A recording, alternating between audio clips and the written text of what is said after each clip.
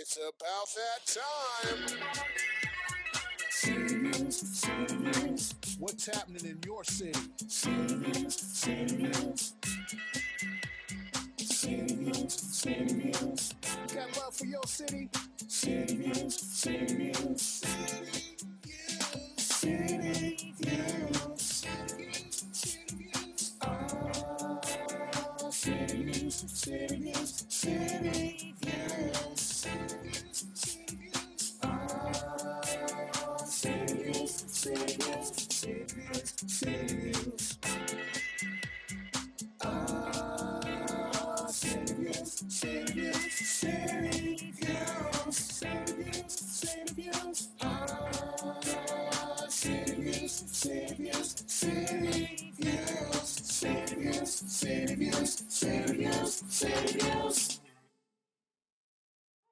Oh my goodness, we are here, back, Yes, just we in the are. nick of time. And I had a little, I want to say it was a wardrobe malfunction, but it really wasn't.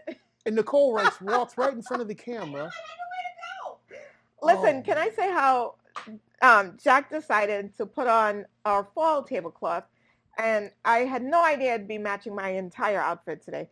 But he's like, "But it's Spiderman," and although I said, "Jacque, it's a fall tablecloth," but. Well, I mean, That's when can a guy get a break here? I'm like, That's when you let the man decorate. I'm sorry. I got a little creativity in me. Just because I'm a man doesn't, necessarily take away all my creative flow. No, it doesn't. But there are some things that just requires I will readily requires a woman's touch. I will readily admit that, and I understand a woman's touch. Okay. I understand. Are you sure? Yeah, I do. Okay. But guys, you can't. We digress. I'm sorry. You got to stop making me feel bad for not having any more hair, because that's not fair. What are you talking about? Anyway, we want to thank you for tuning in to the show this evening. We got a great show lined up for you, as always, and we want to remind you to call all your friends and neighbors and tell them to catch it while it's hot on your local access Altice Channel 5. That's right. Every Tuesday evening, 6 p.m., we're coming at you with the best of what CT Views has to offer. However, none of this would be possible if it wasn't for the support of our sponsors, and we want to take this time to thank them for their generosity. We want to give a big, huge shout out to Mel Brickman at Health Markets, located at 16 McDermott Ave, Suite number 1 in Torrington, Connecticut. Better call Mel. He can be reached at 860-307-1128 or at healthmarkets.com/local-health-INS. The Northwest Connecticut Area Chamber of Commerce, located at 59 Field Street, Suite 120 in Torrington, Connecticut. The Chamber is the place to be. They can be reached at 860-482-6586. And Dr. Michael Curry, located at 30 Peck Road, Suite 2105 in Torrington, Connecticut, pediatric care for over 50 years. He can be reached at 860-482-8177 or at torringtonpediatrics.com. Thank you so much, sponsors. We appreciate you. Yeah. Jacque, I'm first of all, Coryse. 76 degrees out right now. No, is it really? Yes. That's bizarre. We hit a record today. That's bizarre. It got up to 76 degrees. It was amazing. I was out there without a jacket on. Mm-hmm. And can I just tell you, now that the snow's melted on my front lawn, we have moles. Is that weird? How do we not ever have moles? And then this year, the snow melted, and I see I thought we had like an attack of giant earthworms or something. Like there's just these big mud trails throughout my front lawn, and then you'd see big holes at the end with like mud piles all around it. And I'm like, what in the world is this? I thought it was like giant earthworms, but apparently it's moles. Well, Mother Nature has a way of leaving its fingerprints after an event. I wonder if it has to do with the fact that we had that much snow. I don't know. It's so weird. There could have been the fact that you could have had these dormant something. Yeah, dormant shrubs hibernating in the snow. Maybe. Yeah, Yeah. it could be. And the minute the snow melted. They just all came out and laid Well, where their else are they dirt going to go? tracks. Where else are they going to go? The snow's Not melted. in my yard. Oh, well, I put up a sign. I'm sure they'll read it. Now, if things do seem a little weird on the set tonight, it's because Nicole is here. We all know what happens when Nicole's here. For some reason, she's like the creative disruptor here on the show. She's here actually to she does guest relations for the show, and we really appreciate that. Mm-hmm. But sometimes she just goes overboard. No, she doesn't. Yes, she does. No, she doesn't. She's trying to establish herself and create a career for herself as a comedian, which I think is quite possible. She does have a funny streak, but that's why things seem to be a little chaotic here today. And we just want you to know it just flows naturally, Nicole. I love it. I love it, Nicole. Some call it natural. Nicole, I love you. Oh boy. Girl power. Sorry, Jacque. Boy. You're not interrupting that. All right. But other than that though, how was your weekend? My weekend was not bad, but there was a situation that came up that highly upset me. Uh-oh. Yeah. And I think. Do you want me to tell you how my weekend was? Maybe we should change the subject. I think the person that upset me really deserves punishment too. You want to take me over your lap? Sorry, to throw that in there. Anyways, finally, she offers something that I really wouldn't mind doing. No, but on a serious note, and I know, Jacque, and I really do. You didn't tell me. I'm going through and I'm scrolling, and I'm like, oh my God, Coryse has these great events. I had an event, and she did not tell me. I had an event this weekend, so Sunday. My Latina girls performed in Stamford Mall for the Brazilian Carnival event. Now, I think I get into my creative modes where I knew the event was coming up, but I was so busy with my other career that I just wasn't getting into that creative mood, and I knew I had to create headpieces, and I wanted to create another element to add to the costumes. So it was a lot of creating going on. I didn't have the time to really do it. It was a last minute creation. I still wasn't feeling that creative bug bite me, but I get into my zone and then I forget to even mention it to people. Although I did post it a week before the event when I started creating costumes. How come you didn't see that? Huh? Well, I post upcoming performance. I did post that. It might have been when I was asleep, so I didn't see it. Okay? You have to do these posts during regular hours when he's awake. When I'm awake. It was during the day that I posted that, by the way. But anyways, maybe whatever. He needs his nap time. I do. But anyways, the event was really nice. I have to say, Sunday the girls got down there. They performed, and one of these days, what I'll do is I'll send it so that Doug has it and he can play the video of the girls dancing. But we did a carnival dance and my whole idea of reaching out to BF America, Ballet Folklorio of BF America? Ballet Folklorio of the Americas is the name of the company. Yeah. Okay. And they bring Latino carnival and folk dance. Yeah. They have a company that does this. And when they decided to do the Brazilian Carnival, this is the second year that we've joined them. And I reached out to them because my whole thought process is I wanted to show Caribbean Carnival, and then there's the Brazilian Carnival, and also Colombia has a carnival as well, and show similarities in the carnivals. We do have a caller. So I wanted to definitely partner with them and bring that element to it and show people all the different diverse carnival cultures out there. I think that's wonderful. It really is. In the meantime, Doug has just informed us that we have a caller on the line. We do. We have our first caller. Would this be Cindy? I don't think this is Cindy yet. No? Okay. I think we Let's see who this is. I think I smell what's cooking. Hello, you're on with Coryse and Jacque on CT Views. What's cooking? It is Michelle. Hey, Michelle. How's it going?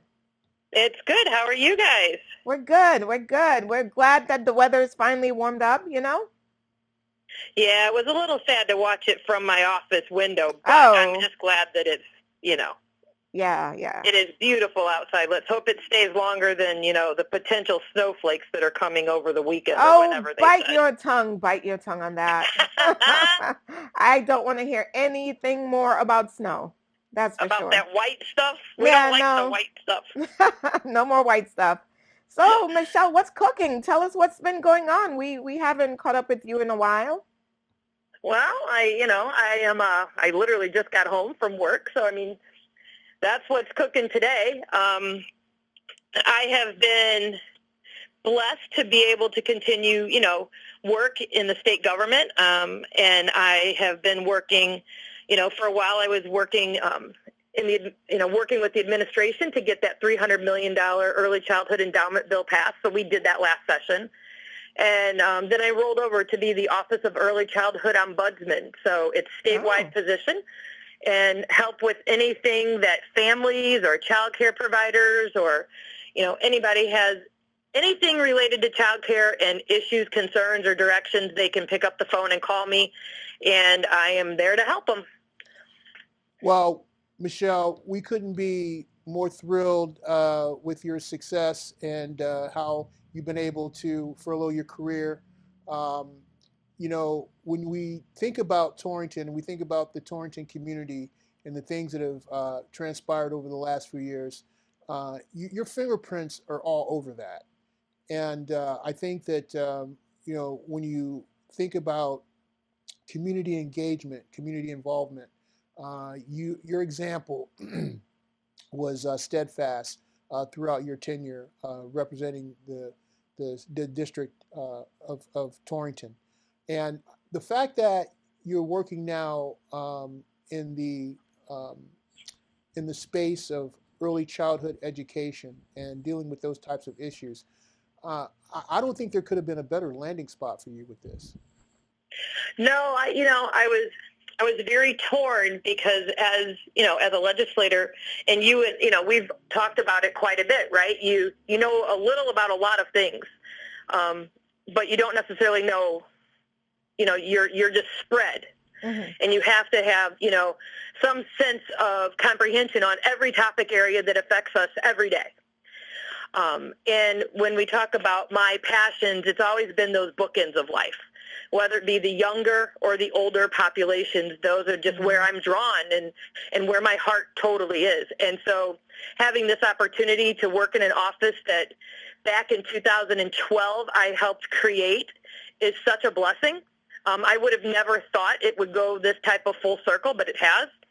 And it's definitely one type of constituent service, but much farther than just the Torrington boundaries. Mm-hmm. And so I'm blessed and I'm honored to be able to do it. We don't have another ombudsman in the country for early childhood education. Wow. And Connecticut has never had one. So I am the first one, and we're testing it out and seeing how it works and how it's received. And we've been doing this now since August, I guess, and it's been the outside public and parents and providers have been very gracious and keeping me busy, but also, understanding that together we can make things better. Right. And in a different holistic space. And we know that our children need safe and great places to go if their parents, have work, and we want our parents to work if they need to and want to. And so ensuring that we have all of that is critical.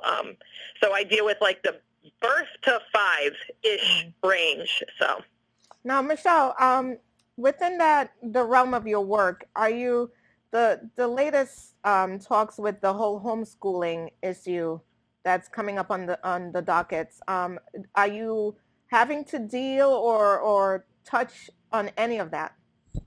No, because that would fall under the State Department of Education's guidelines and responsibilities. So, the only thing that would affect the Office of Early Childhood or Child Care is if a family needed to keep their child in care like another year, depending on where their birth date falls. Mm-hmm. We dealt with that topic, several years ago when I was sitting on the Education Committee. And it was a topic, not the homeschooling, but like the kindergarten birth age is what we have changed. Oh, okay. Homeschooling, it doesn't necessarily affect us because if you're being homeschooled, you're of school age. Mm-hmm.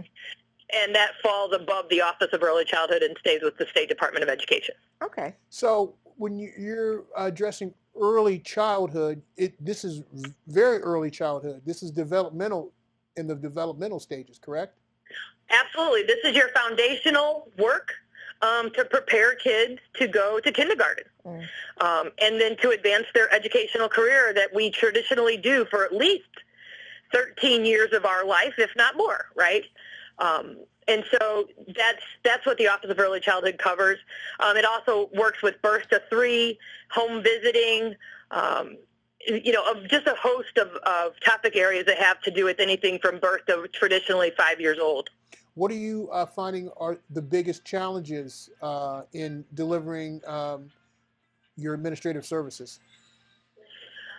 I don't find my situation as challenging as I think the situation on the outside would be, making sure that everybody has a place for their child. Mm-hmm.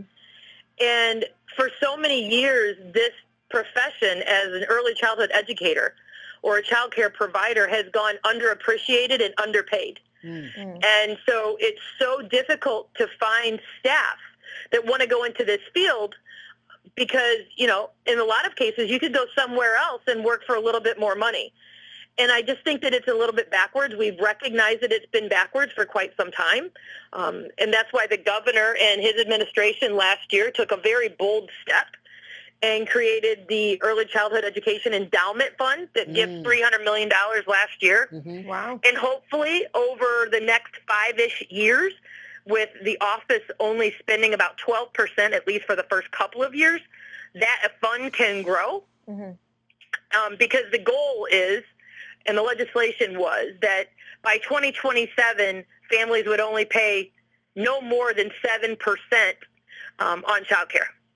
Right. And we know that that is critical because a lot of families just can't afford what child care providers are charging. But to the defense, those child care providers also have to provide for the children and their staff. Right, right. And yeah, so, to their defense, that is understandable, but it is a heavy burden on a parent, yes. Right, and so we also want to make sure that we can fund that to the best of our ability, and we would love to, fund it its entirety, but we are so far behind that. Mm-hmm. So with the governor's leadership, like I said, he recognized that. He's heard us, and I used to go into his office during my tenure, and he would be like, "Well, what is the cost?" And I'm like, "This year, $756 million. Well, then what do I need next year?" I said the same. Wow. And it's because that doesn't get you out of the rears. It just kind of catches you up, but you're still going to have to continue to catch up. Yeah. And our teachers, we want them to have an associate's degree. And, your head teachers are required to have a bachelor's degree. Mm-hmm. But why would you go teach childcare, in a childcare facility when you could potentially go work in a public school? So there's got to be a balance, and we have to treat people equally, especially if your certifications and your education is comparable. I'm sorry, Michelle, I didn't mean to interrupt you. No, you didn't. I'm just curious, though, because it's almost like there's certain employment sectors that require a certain level of benevolence, a level of altruism. I would think that anyone who would go into this field would have to have a certain element of that so that the money wouldn't be the biggest factor. What are your thoughts on that? So I do think that, I think with any profession of service, you're not always compensated the way that you should be, but at the same time you do it out of the passion and the goodness of your heart. Right. So I do believe that there's an element of that. But at the same time, people have to be able to make their ends meet. Right. People have to survive. Yeah. Right. Be able to have a livable wage, not even a minimum wage. And when you talk to child care providers that have been in the industry 20, 30, 40 years, and often, a good amount of them can still qualify for state services because they don't make enough money. Wow. That's backwards. Wow, yeah, for sure. And they are, in fact, focusing on the most critical, formative, foundational parts of our child's development. Right. those early years in childcare, it's not an easy task for a provider. It's a hard task because you have kids are still trying to learn to regulate their emotions. So it's a lot of meltdowns. You're dealing with a lot.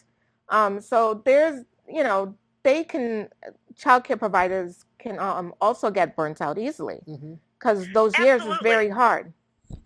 And I think that we learned during the pandemic, and thank God that is behind us, that we learned during the pandemic that early childhood educators are absolutely essential workers, just like our educators are from kindergarten to 12. For sure.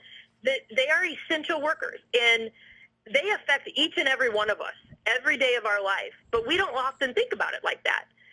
I want to go to the grocery store, so some employee is working at the grocery store. Well, what if that employee has children that needs to be cared for? Yeah. Or I'm going to the doctor, or I'm going to the hospital, or, I'm going to get gas, or, or our favorite love, like we're driving through Dunkin' Donuts. Every worker who has children very well needs some care, or they're blessed to not need that. But for those that do, we rely on them. Yeah. And we need to recognize, and I think that, that is moving in the right direction, but it's not moving fast enough. For us to recognize as a society that our child care professionals are essential. And we need to treat them accordingly. We need to pay them accordingly, because they should not have to be working 2 and 3 jobs to make ends meet when they're taking care of our most precious children. Right. And I think we saw that a lot during this winter, because I think this winter we did get slammed in a very short amount of time. And there were a lot of days, there were 3 days of no school, 3 days in a row. Like, can you imagine what these parents had to go through? They had to find daycare because their jobs, they don't stop. They still have to go to work. There were days with 3-hour delays. Like, these parents have to be able to rely on childcare in order to continue going to work. Like, work doesn't Correct. stop. And this is, when we talk about our early childhood educators, I mean, we have family home care providers that still offer child care and education out of their home.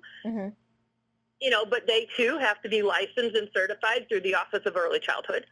Then you have all of those moving parts. And so whether you're a state-funded child care center like the Torrington Child Care Center on Kennedy Drive, or you're a YMCA child care provider, or you're a home care provider and you have, maybe 6-7 kids in your house if they're of the right age, still at the end of the day, we're not talking about, what might have happened when I was a child and we dropped somebody off down at the neighbor's house so they could play for a few hours. Right. Now, we don't have a lot of time left, Michelle, but I do want for you to address the issue of the challenges that you have with special needs kids. I mean, I think that that's with every age group, right? And this also goes back to the fact that there's not enough funding. Right. And I know that, this becomes a battle of the budget, but at the end of the day, children with needs, that's never going to go away. It's Right. like adults with needs. Right.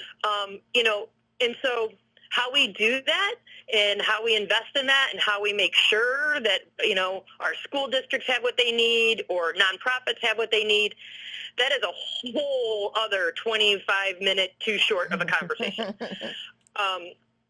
But, at the end of the day, we do have all of our special ed kids that deserve a free and public education, and we need to ensure that they get what they deserve and what that looks like, and making sure our districts have the money that they need to ensure that those children are educated. But again, not every child can maintain themselves in a public school. So then you also have to have alternative options for them as well. Yeah. And so I have always been of the liking that we should never pit families and children against each other with their needs, because nobody asked to need what they need. It's just a need. And it is not a privilege. It is a right. So making sure that we fund those, the dollars for that that topic area, I think, is critical. And again, though, it all boils down to money, and how do we do it? And I don't think that we've been doing it poorly. I always think that there's room for improvement. Yeah. Well, Michelle, we have been looking forward for this whole year of getting you back on the show. So we want to stay in touch with you, and we want you to continue to engage our audience on the strides that you're making in your new position, and letting us know those issues that are pertinent to our community. And congratulations again on being the first. Well, thank you. And you know what? I want to give a couple shout outs, right? This is an election year, and these elections are critical. We always know that our elections are critical and timely. I challenge every person to vote, and I also challenge every person to ensure that they do their homework and know their candidates, and ensure that those candidates are representing what they believe and what they know. Because at the end of the day, we have got to ensure that those folks that are representing us represent us. Amen. And represent our needs. Amen. And, you know, I mean, I look at our high school, middle school, and I'm so proud of that project. Mm-hmm. There'll be a ribbon cutting coming up soon. I look at Friendly Hands, and I'm very proud of that project. You know, so all of the things that, you know, that we've been able to do to move things forward, Brooker Memorial, and, you know, fill in the blanks. Yeah. Make sure we know, make sure we get involved, because at the end of the day, people have died for our rights to vote. Mm-hmm. And we cannot take that for granted. It is critical in nature. I am not going to preach party politics. I'm preaching engagement in democracy. Amen. We're right with you on that, sister. And we'll have Carol Anderson on the show next week. She's going to be filling us in on the referenda that's going to be on the ballot on March 24th. So we want to make sure that everyone is informed on that issue, and they can come out and let their voices be known. And make sure people know where they vote. And if you are uncertain of where you vote, pick up the phone and call City Hall and ask the questions. Mm-hmm. Because they are changing polling places, is my understanding. Yeah, we are. I don't know. Oh, really? Yeah. So, yes. So the Armory will be closed for the first time ever as a polling place, and they're moving them to Bogle. Oh, wow. So I don't know if the lines are getting redistricted, or anybody that voted at the Armory is definitely getting shifted to Bogle. But at the end of the day, make sure you know, because so many people did not get the opportunity to vote 2 years ago because the lines were long and they ended up going to the wrong spot. Mm. Yeah. And so, you know, people need to have the opportunity to vote. And so information is key. Mm-hmm. And so if you don't know, find out. And if you can't find out, reach out and we'll help you find out. And we're definitely going to be putting out some information pieces and educational pieces as well. So people not only know where they go to vote, also to know what they're voting on. And who they're voting for as well. So it's critical. It is absolutely critical. It is, especially in this day and time. So absolutely. I appreciate your concerns, Michelle. So, but thank you guys again. You know, I have not been lost. It's just been busy. Absolutely. And when you're covering a statewide role as opposed to a local district role, it definitely pulls you in a bunch of different directions. So, well, we definitely want to do a follow-up with you, and keep your ears and eyes open and for that invite. Absolutely. I look forward to it. Thanks, guys. Appreciate you. Michelle. Bye. Take care, everybody. Bye-bye. And if I'm not mistaken, it's the bottom of the hour and time for us to show some love to our sponsors. So without further ado, we want to give a big, huge shout out to Mel Brickman and Health Markets, located at 16 McDermott Avenue, Suite number 1 in Torrington, Connecticut. You better call Mel. He can be reached at 860-307-1128 or at healthmarkets.com/local-health-INS. The Northwest Connecticut Area Chamber of Commerce, located at 59 Field Street, Suite 120 in Torrington, Connecticut. The Chamber is the place to be. They can be reached at 860-482-6586. And Dr. Michael Curry, located at 30 Peck Road, Suite 2105 in Torrington, Connecticut. Pediatric care for over 50 years. He can be reached at 860-482-8177 or at torringtonpediatrics.com. And ladies and gentlemen, as we continue the show, we're so excited to have our next guest on calling in to us this evening.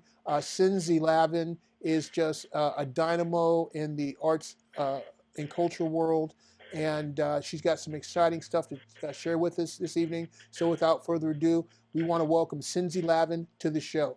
Good evening, Cindy. Hello, and thank you so much for having me. You mentioned that I'm a dynamo. I have to admit, caffeine has a lot to do with that. Well, wait a minute. What you be putting in that coffee, girl? I was reading about the composer Bach and how he did so much. I mean, the man wrote just volumes and volumes of stuff during his lifetime, and I thought, there's no way. How did he do this? And he was really like a big-time coffee addict. Oh, wow. Well, can you imagine, though, back then? I often, Cindy, have these thoughts. Now, I don't think that there is another period in time that I ever could have lived or functioned in outside of this current generation. When I think about the challenges and plights that people had to bear previous 21st century, I'm like, I'd rather read about it than live it. Yeah, the things they did. We're in a place where we get to read about it and don't have to live through it every day. But we've got challenges of our own, too. We definitely have challenges of our own, that's for sure, on a different level. But I think that back then on their level was challenges of ignorance, not knowing the effects of certain things. And, we're going to smoke because it looks good, and we're going to do this, and we're going to do that. And, now they're finding out all of the effects. But, yeah.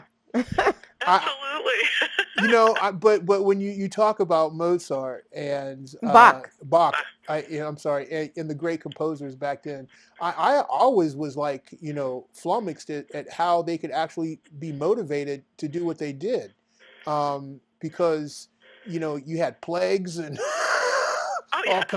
all kinds of pestilence going on. It's like, how do you keep your focus? There too, the arts were probably a big way that people were able to lift themselves out of their daily circumstances. The inspiration of this beautiful soaring music could lift people from there. And we also have to remember, we have music literally at the touch of our fingertips. In those days, you could only hear music in certain places. So it was a little bit of a rarity. It wasn't just something you could turn on anytime, anywhere. Like we're so lucky to have that today. So that was a big change for them too. Spoken like a true representative of the artist community. So, I mean, I can't even. I don't even know where to begin. You have so much going on. You're involved in so many things. And you've Caffeine. And caffeine is. How could I forget? Caffeine is key. Yeah, Cindy, please first just kind of tell our audience about you, and give them a little preview of you as a person and what you do in the arts community. Absolutely. My name is Cindy Lavin. Everybody wants to know how to spell that. It's CINZILAVIN. I love that name, Cindy. It is cool. It really is the coolest name ever. Thank you. It's really Italian for Cindy. So, in fact, in Italy, it's pronounced Cinzi. So, but I pronounce it the American way. Was somebody eating fettuccine and they mispronounced it? Is that how that happened? Hey, Cindy, give me this. I like Cindy though. I like Cindy. But it's so you can Google me, and if anybody wants to find my website or a way to get in touch with me, that's all right online. I'm all over the place. I'm Googleable. Googleable. I am a playwright. I'm a musical dramatist, which means basically I write musicals. I've written a couple of novels, and I've been a musical performer most of my life. I've also been an actress. I've been a journalist. I've been a music educator. So having all of those different things in my background has really worked together to help me to do what I do today. There isn't any career that I had in the past that really doesn't feed into my day-to-day work now. So that's very exciting. and I'm fortunate to have a play that's coming up on April 1st at the state capitol. It's a historical play that was written about the town of Goshen right here in Connecticut. And if anybody wants to come, it is free and open to the public. Just look up, I think it's under the Connecticut Tourism website. You can find that. Just reserve your seat ahead. But that's, I'll make a quick plug there for that upcoming production. But I was originally raised in New York, and then my family moved to Texas, so I was exposed to a lot of different culture. And it was a very good experience, I think, to just see the world very differently at an early age. And it made me realize there's a lot of differences between people, but there's also a lot of commonalities. And it encouraged an appreciation for different types of people and different types of art. Then I moved back up to the Northeast. I couldn't stand the heat down there in Texas. It's really hot. It really is. Texas is different. Everything in Texas bites, strikes, or stings. Honestly, the first time I got to tell you quickly, the first time I stepped off the plane in Texas, I've never felt a mosquito bite me the way the mosquitoes bit me in Texas. Like, it actually hurt. I felt the bite. It was a love bite. It was bad. It was a love bite. I'm like, what kind of mosquitoes are out here? They have basketball-sized mosquitoes. It's like Jurassic Park. So I got out of there when I could in one piece, and I came back up here. And no, I mean, there's some really beautiful things about Texas, but the bugs and striking things are definitely not one of them. But I came back up here, and yes, I have been working as a playwright for many years and doing all different sorts of drama. I really enjoy being able to work with new artists, being able to meet new people, explore different types of art. And after I got up here, one of the I lived in the Boston area for quite a while, and then I moved on down here to Connecticut. And one of the first things I wanted to do was get involved in volunteering. I'm a lifelong volunteer thanks to my amazing grandmother who got me started like before my eyes could focus. And she would drag me along to the volunteer things that she did. And so I learned little by little the power that volunteering has. It is such an amazing thing. You are helping other people and you're helping yourself. You make connections. You meet people. Lift your spirits. It's good for your community. It's good for you. It's a really, really amazing thing. I can't say enough good things about it. But when I got up here, I got involved with the Northwest Connecticut Arts Council. And the way I got involved was I saw what they were doing. I thought it was very positive in the community, and I just contacted them, and I said, can I be on your board? And they said, wow, nobody's ever asked us that before. But having been, I had served on other boards before in Massachusetts and down in Texas, but the thing is, a lot of people hear board service and they think it's like some big scary thing or something. Really, board service, serving on a board of directors of like a nonprofit arts organization, for example, is just like volunteering on steroids. You are, instead of being the person who moves the chairs around or puts out the tables or whatever, you are helping to decide the direction of that nonprofit. You're looking at it and figuring out what is the best next step. And one of the great things is that boards are usually very welcoming. So, and especially having a varied viewpoint on that board is so important. So if there's anybody out there, maybe somebody who doesn't have a college education or a veteran or somebody who's not even an artist at all, I would encourage you, if you're interested in the arts, go and approach a nonprofit board of directors and say, hey, can I be considered for your board? I would love to serve.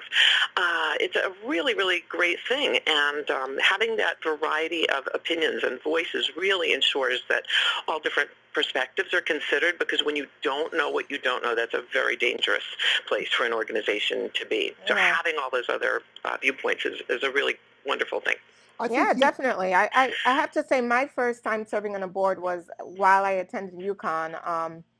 The Jorgensen Center for Performing Arts asked me if they were looking for a student advisory board, and I'm a performer as well. Ballet was my forte, trained at Alvin Ailey, and so I served on that board, and it was humbling, but it was also great to know that you had a voice and can share and say, well, how about I would like to see such and such come to Jorgensen. I'd like to see this.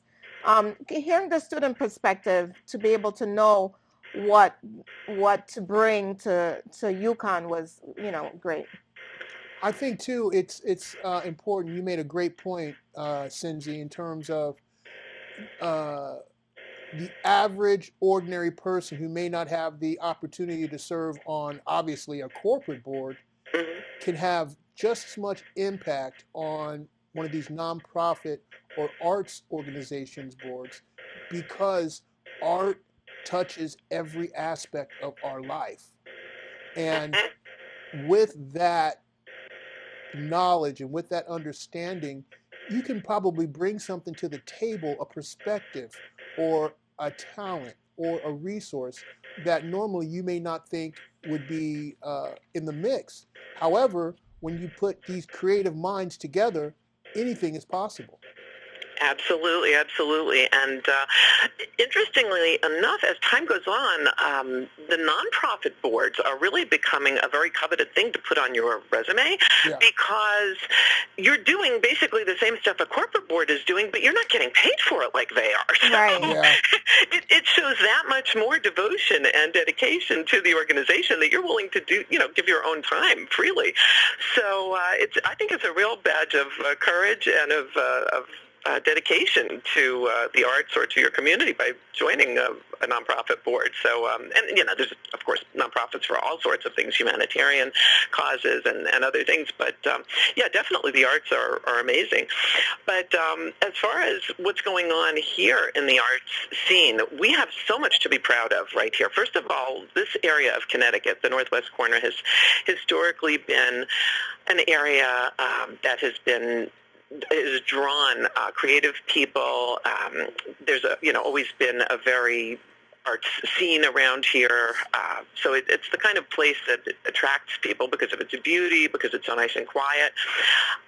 But from there, Torrington was now recently ranked number 21 nationally among arts vibrant communities. So we're talking the entire nation. Torrington, number 21.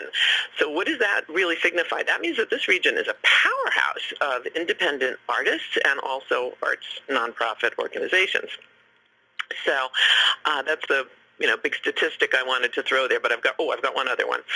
Economic impact. Yes. Now, this is the thing. A lot Yes. of people don't consider the economic impact of Yes. the arts. It's just some nice fluffy thing that people go to. Well, the arts are a really serious business here. In Northwest Connecticut alone, the nonprofit arts generate over $30 million, with an M, in annual economic activity, and they also support hundreds of local jobs. So the arts are creating jobs. They're fueling the economy. They're getting people. If you own a restaurant, hey, somebody comes down to see an art show, and they eat at your restaurant. If you have a shop that sells things, somebody comes to see some theater. They swing into your shop. They buy a souvenir or a gift. So it goes hand in hand with the economic drivers that sell stuff. Mm-hmm. So the arts are part of that picture. People seem to think it's in a different frame, but it isn't. It's all part of that same picture. And then beyond that, I should really also quickly throw in that in Northwest Connecticut, we have designated cultural districts. So these are areas that are specifically delineated at the state level as, hey, this is a place where a lot of amazing cultural stuff happens. This is the place you want to be on Friday night, on Saturday night, on Sunday morning. The two designated districts we currently have, and I know there's others in the works, but the two that are up and running right now are Torrington, yay, and New Milford. So those are places you can go and really experience some pretty intense and wonderful culture in our corner. Didn't Ridgefield just establish their cultural arts district as well? That is a great question. I think they're in process. I would have to check. As far as I know, because it's a multi-step process, they have to do things to, fill out paperwork and such. So I think Ridgefield might still be in the works. Let me see. I don't know. Now, Cindy, where were you, I want to say 2 years ago, with the Connecticut Film and Television Alliance? We needed you there. We were lobbying for them not to get rid of the film and tax credits. I'm a SAG actress as well, and getting people to understand exactly the points that you were making, that when a film comes in, it's affecting so much more on the local level. It's affecting they have to put the actors up, so the actors are eating out every night, so it's affecting. Restaurants are getting a boost, hotel is getting a boost, car rental is getting a boost. The entire town is getting an economic boost And a from these moral people boost. coming And a moral boost. in. That's the other thing, and that's a brilliant point, Jacque, because I like to think of the arts as being sort of like roads.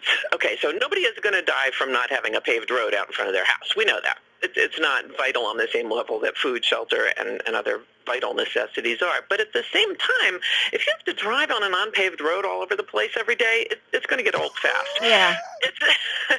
Now, towards that end, a lot of people don't necessarily like paying the taxes for the paved roads. When the town says, hey, we got to pave the roads, everybody goes, do we really have to do that?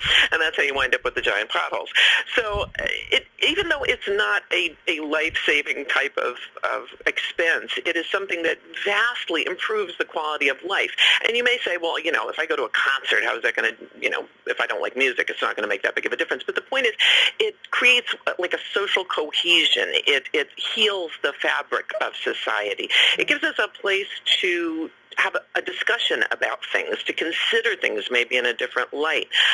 So we're investing in social and artistic capital, and those are the things that keep communities connected, and it also keeps them economically vibrant.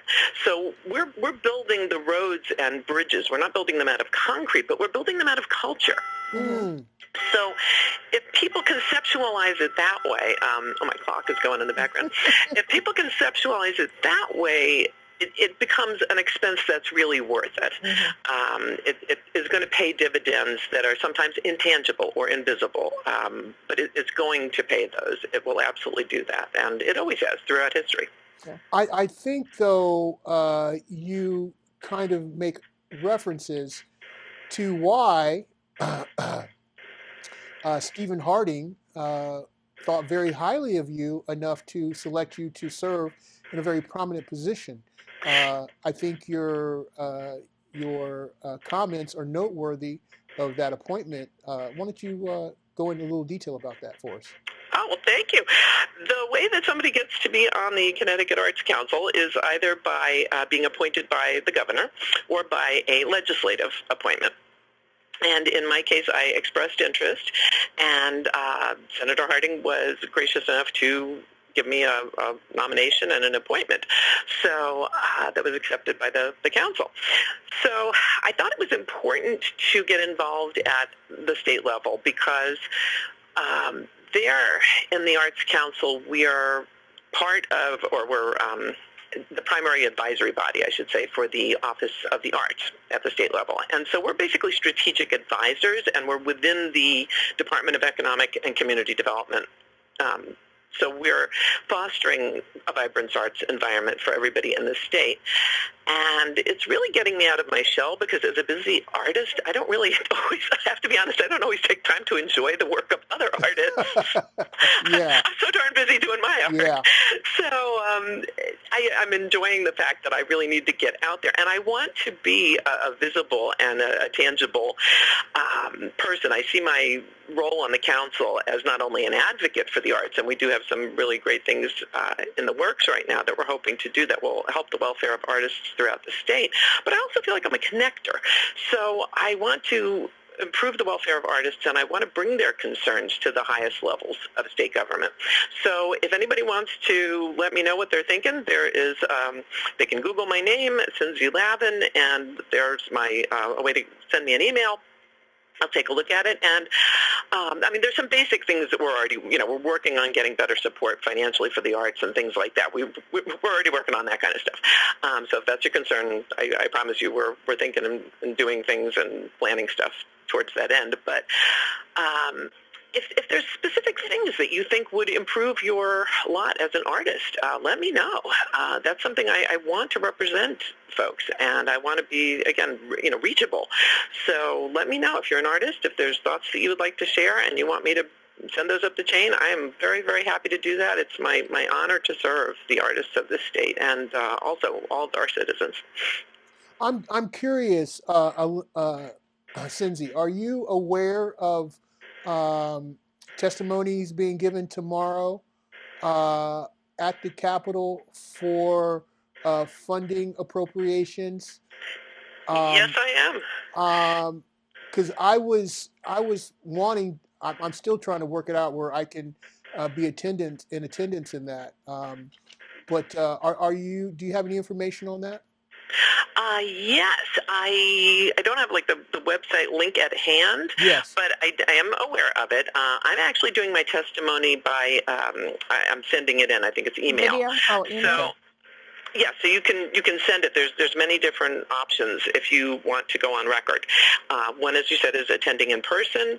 As far as other ways of sending it, I would recommend go to, let's see, I'm sitting at my computer here. I know that, you know what, I know the Northwest Connecticut Arts Council has some means of doing that. I would recommend go to their website, and I think there's something on there that will guide you to a way that you can make your voice be heard, because this is an important issue. And I believe if you go on just to the state legislator's the website and click on, and you see what's on the docket, and you click on that, I think there is information there to either send your testimony via email or do a video testimony. I believe there are different things, because that's the way we did it when it was on the docket to get rid of the film and tax credits. So. Oh, excellent. Yeah, that's, like I said, I don't have the information in front of me, but yeah, that's a fabulous suggestion. I would say go there, check it out, and see if you're able to express your opinion about this. It's a very, very important issue. And as far as the Northwest Connecticut Arts Council that I mentioned, that's also, if you're an artist, that is the organization with which you want to align yourself. You may want to just visit their website anyway. It's under Northwest Connecticut Arts Council, oddly enough. Their website describes the membership benefits, but they're a real clearinghouse in the region. They're one of the state's, designated cultural linchpins, and so get in touch with them. They can let you know what's going on. Even if you're not an artist, if you want to know what's going on as far as, are there any gallery showings, or is there any theatrical performances or dance, whatever, go on their website, and you can find all kinds of information there. They are absolutely fabulous. As I said, I used to sit on their board, and they're just really, really wonderful, and they are incredibly devoted to serving the region's arts. Well, Cindy, I think there might be some common ground here for us to investigate, because what you're bringing to the table is great stuff, and I think that as we try to engage the artist community for more collaboration, I think that there might be some opportunities for us to do some stuff. Absolutely. Well, you have always been a very strong supporter of the arts, and I'm sure everybody appreciates that. That's really a great thing. Oh, while we're on the subject, for the record, I love and support opera and ballet. Yes. There's been a discussion in the news recently about those arts, and I would just like to go on record as saying I really love and support opera and ballet. So all the opera singers and ballet dancers out there, you are wonderful, and thank you, Cindy. Thank you. Oh, what a beautiful morning. No, you need to be saying Figaro. That's not opera. Cindy, we want to thank you so much for coming on our show tonight and speaking with our audience, and we look forward to having you again. Oh, thank you. It has been an honor, and I so appreciate it. You guys are wonderful. Keep doing what you do. We'll be in touch for sure. Okay. Thank you. Thank you. Bye now. Bye-bye. Cindy Lavin, ladies and gentlemen. Yeah. Now, before we end the show and go into our sponsors, I want to just take a moment and talk about our upcoming events that we have. Yes. We needed a little more time to talk about it, but I'm going to quickly mention it. So they're looking for musicians and singers to volunteer for a concert for peace on May 2nd at Cole Park in Torrington. They especially need vocalists who are comfortable singing protest and peace songs with simple accompaniment. Yes. Okay. So if you love singing songs that inspire justice, unity, and change, they'd love to have you join them. If you're interested in performing or want more information, please contact nwcttakeaction@gmail.com. That's nwcttakeaction@gmail.com. That's all one word. What? Good God, y'all. What is it good for? Absolutely nothing. So Say it next, again now. Sing it with me, Nicole. Well, no, we don't have time because we have 4 minutes. So next, this Friday, St. John Paul the Great Academy is having a bingo. It's Luck of the Irish Family bingo on Friday, March 13th at 6 p.m. in the gym. The cost is $10 per family, and each person gets to play 5 games. We have fun Irish-themed prizes that kids will enjoy. Families are welcome to bring snacks and drinks. Contact Ruth Dwyer at ruthclaire17, that's RUTHCLAIRE 17 at gmail.com. Is that the Ruth Dwyer? Yeah. The Ruth Dwyer. Yeah, Okay. her son goes to St. John Paul the Great. Cool. There's on April 11th, a House of Hope bingo fundraiser, $35 each. And also next weekend, March 21st and 22nd, Mad Hatter's Tea Party at the Hummingbird Cafe. Oh. It's going to be a great tea party for kids. Tickets are going fast. Reserve your spot today. And lastly, St. John Paul the Great Academy is having its 4th annual silent auction. Mm-hmm. It's going to be called a Hawaiian Luau, and that is at 360 Prospect Street. Tickets are $40 each. Food and drinks included, must be 21 and older. So contact St. John Paul the Great Academy if you want to attend the silent auction. Fantastic. Thank you so much. And before we leave the air, we want to make sure we give you our T-Town shout-outs. Going out to Dawn's Getaway, located at 24 Winstead Road, Torrington, Connecticut. Christie's Restaurant, located at 545 Winstead Road in Torrington, Connecticut. Health Insurance Services, located at 438 Main Street in Torrington. Wall in Fraunhofer, located at 11117 Main Street, Torrington. Soul Latina Cafe, located at 31 Hungerford Street, Torrington, Connecticut. Jimmy's Store, located at 1238 East Main Street, Torrington, Connecticut. 5 Points Art Center, located at 855 University Drive. And George's Music, located at 905 New Harrington Road in Torrington. And to our sponsors, we want to thank Mel Brickman and Health Markets, located at 16 McDermott Ave, Suite number 1, Torrington, Connecticut. You better call Mel. He can be reached at 860-307-1128 or at healthmarkets.com/local-health-ins. The Northwest Connecticut Area Chamber of Commerce, located at 59 Field Street, Suite 120, Torrington, Connecticut. The Chamber is the place to be. They can be reached at 860-482-6586 or Dr. Michael Curry, 30 Peck Road, Suite 2105, Torrington, Connecticut. Pediatric care for over 50 years. They can be reached at 860-482-8177 or at torringtonpediatrics.com. We want to thank you for tuning in to the show this evening. We'll be back coming at you next week, same bat time, same bat place, and Nicole will be here in the house doing PBTS. What more could you ask for? PBTS? BTS. You said PBT. Okay, anyways. I might bring peanut butter out. Yeah, she's going to bring P&B. Yeah. Thank you, everyone, for joining us. See you next week. Ciao for now. City